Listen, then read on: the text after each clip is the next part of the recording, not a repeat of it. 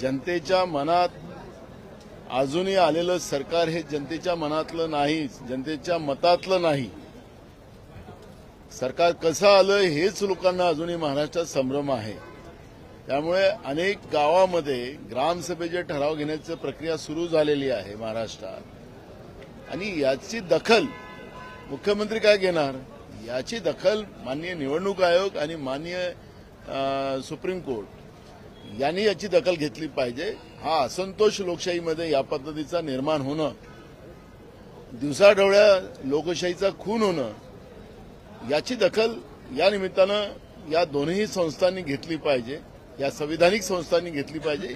ही भूमिका आता महाराष्ट्राच्या जनतेची आहे आणि म्हणून या पद्धतीच्या ठरावाची मोहीम आणि मॉक पोलिंगचं दृष्टिकोन ठेवून लोक काम करतात, तर याची दखल घेतली गेली पाहिजे. ही भूमिका काँग्रेस पक्षाची आहे. अजूनही त्यांचा कुठला प्रोग्राम आलेला नाही. आला की आम्ही तुम्हाला कळवू.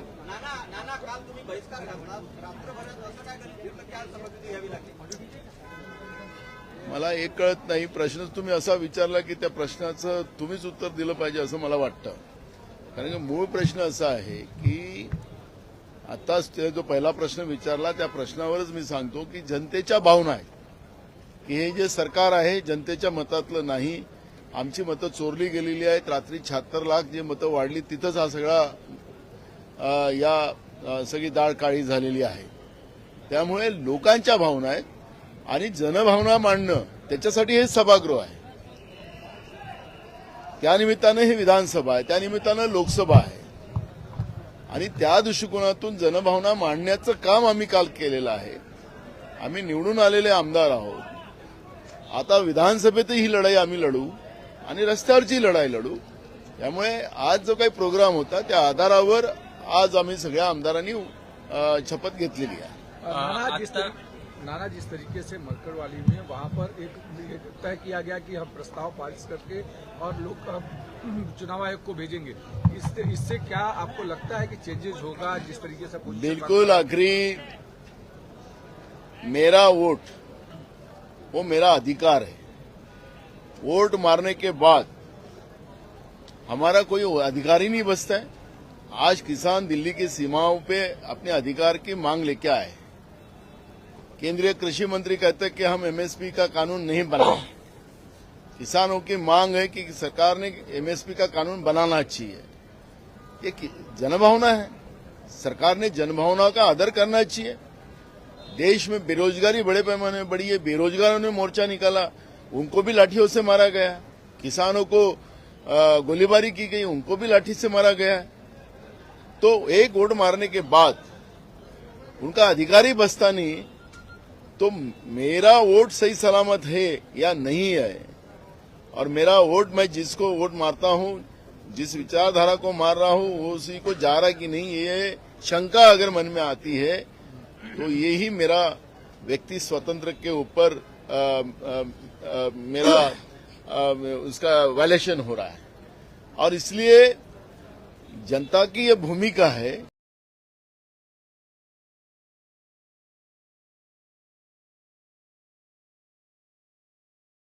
और वही भावनाओं को लेके मरकड़वाड़ी में जिस तरह से लोगों ने मॉक पोलिंग करने की भूमिका ली, खुद का कंट्रीब्यूशन हुआ के लोगों ने किया, लेकिन चुनाव आयोग और राज्य की सरकार ने पुलिस के दबाव के आधार पर उनके बूथ कैप्चरिंग कर लिया, उनके ऊपर गुन्हे दाखिल कर लिया. आखिर तुम लोगों के अधिकार का हनन कैसे कर सकते हो? और इसलिए उस गांव के लोगों ने, मरकड़वाड़ी के नहीं तो पूरे महाराष्ट्र में ये भूमिका अब हर गांव में शुरू हो गई है. हर गांव में ग्राम सभा का ठराव लेने का काम शुरू हुआ है. जो संस्था हो, जिला परिषदा हो, नगर पालिका हो, यही संस्थाओं में भी अब ठराव लेने का काम शुरू हुआ कि अभी आने वाले सभी चुनावों में वोटिंग ये बैलेट पे होना चाहिए. ये मांग महाराष्ट्र में से सब तरफ से शुरू हो राहुल गांधी कब तक आ रहे हैं? एक सवाल. राहुल गांधी कब तक आ रहे हैं और महाराष्ट्र के नेता जो कांग्रेसी नेता हैं वो कब मरकड़वाड़ी जा रहे हैं क्या? देखो, हमने हमारा एक जत्था जाके आया है. हमने वहाँ के पूरे डिटेल्स लिए हैं, वहाँ के लोगों की भावनाओं को हमने समझा है. हमारे राज्य के प्रवक्ता अतुल लोंढे जी और उनकी एक टीम मार्कंडवाड़ी जाके आ गए हैं, उसके बारे में पूरा डिटेल्स हमने हमारे नेता राहुल जी और हमारे राष्ट्रीय अध्यक्ष खड़गे जी को हमने दिया है। उन्हें पूरे डिटेल्स मांगा था और डिटेल के बाद अभी तक उनका कोई प्रोग्राम हमारे पास आया नहीं है। जैसे ही प्रोग्राम आएगा तो हम आपको खबर करेंगे। सर, लाखों रुपए वक्फ बोर्ड ने 103 किसानों को नोटिस भेजा है सर, क्या कहना चाहेंगे इसमें? वो किसान ऐसे हैं जो जनरेशन से उस जगह पर खेती करते आए हैं और अब वक्फ बोर्ड जो है वहां पर अपना अधिकार जमा रहा है, इसे कैसे देखते हैं और क्या कहना चाहिए? देखो, ये स्थिति किस आधार पर वक्फ बोर्ड ने नोटिस भेजा है, क्या उनके अधिकार है क्या नहीं है, इसकी डिटेल मेरे पास आज अभी नहीं है, तो इसलिए मैं उस पर अभी चर्चा करना और उसका जवाब देना ये स्वाभाविक नहीं हो सकता है। मेरे पास डिटेल में मंगा लेता हूँ। अगर किसानों की जमीन है, वह खेती करते हैं और उनकी जमीन अगर वक्फ बोर्ड अपने कब्जे में लेना चाहती है, अगर 7/12 इनका किसानों का होगा, उनकी मालकियत होगी, तो यह वक्फ बोर्ड को वक्फ बोर्ड नहीं कर सकता। लेकिन मेरे पास डिटेल नहीं है, तो उस पर अभी मैं कोई वक्तव्य नहीं करूँगा। नाना भाऊ, महाविकास आघाड़ी की अगर बात करें तो कल समाजवादी पार्टी के नेता अबू आजमी ने खुलेआम उद्धव ठाकरे को चैलेंज किया। उन्होंने कहा कि वो बाबरी मस्जिद का डिमोलिशन सेलिब्रेट कर रहे हैं। तो क्या उद्धव ठाकरे कंफ्यूज्ड है महाविकास आघाड़ी में, या आप लोगों की जो विचारधारा है भले मैच नहीं करती है लेकिन सहयोगियों के आइडियोलॉजी का ख्याल नहीं रखा जा रहा है क्या? देखो, अबू आजमी जी को मैंने आज भी ढूंढा, आज भी वो हाउस में नहीं थे।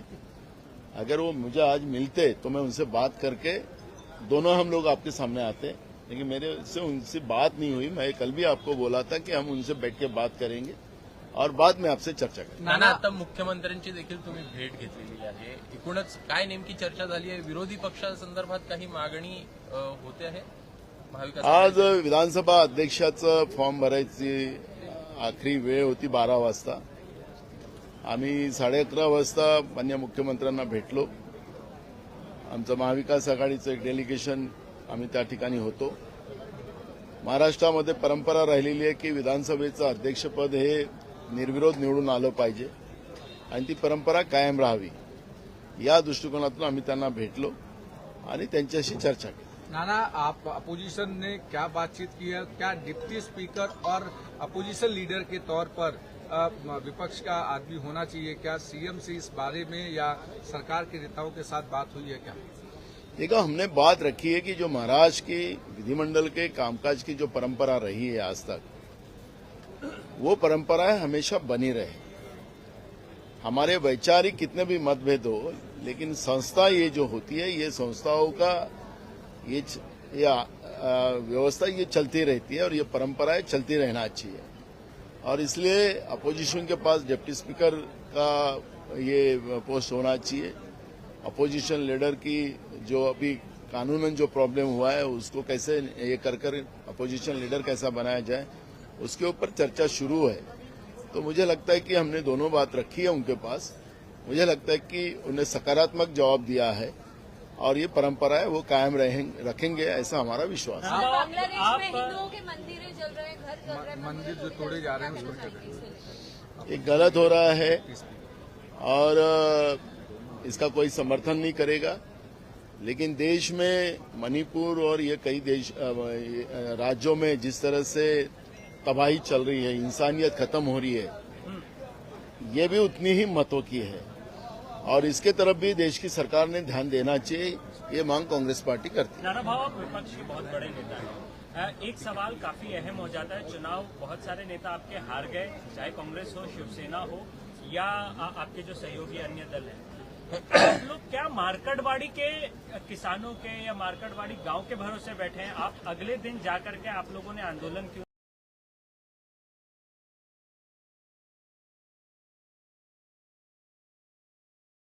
क्या अगर आप लोगों को शक था तो उसी रात आप लोग सड़क पर क्यों नहीं उतरे या अगले दिन क्यों नहीं उतरे? क्या आप लोगों को किसी से डर था क्या कि अपनी ही सीटों को लेकर के आप सड़क पर नहीं उतरे? महाराष्ट्र की जनता विपक्ष पर विश्वास कैसे करेगी? मुझे आपके सवाल का पे ही मेरा ताजुब है कि आप सवाल ही ऐसे कर रहे कि उसका जवाब क्या दे।